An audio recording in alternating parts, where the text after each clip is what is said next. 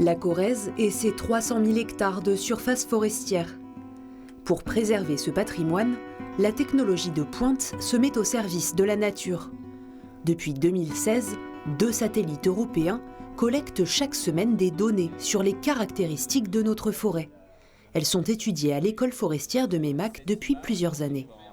On récupère, nous, de la donnée brute. Et cette donnée brute, en fait, on peut l'utiliser dans beaucoup de choses. Donc là, dans le cadre de notre étude, évaluer l'activité photosynthétique, mais ça peut être aussi, avec les images Sentinelle-2, ça va être d'évaluer la teneur en eau des végétaux.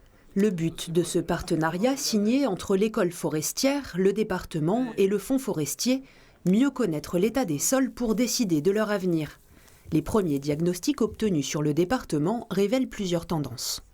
Ce qu'on constate, c'est qu'il y a des forêts qui ont été plantées il y a plusieurs décennies, qui arrivent à maturité et ou qui ont un état sanitaire qui se dégrade et ou qui sont sujettes au dessèchement, raison pour laquelle il y a eu des campagnes de coupe. Maintenant que ces coupes ont été réalisées, que la forêt est en train d'être replantée, on voit une tendance baissière des coupes rases. Depuis le début de cette collecte de données, le nombre de coupes rases en Corrèze a diminué.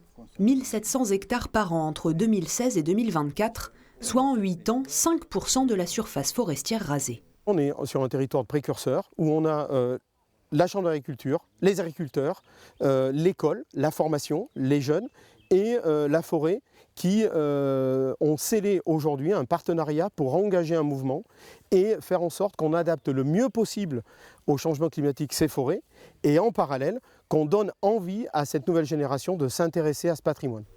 Un outil désormais utilisé en synergie par l'ensemble des acteurs de la forêt pour suivre en temps réel l'évolution de ce poumon corrézien.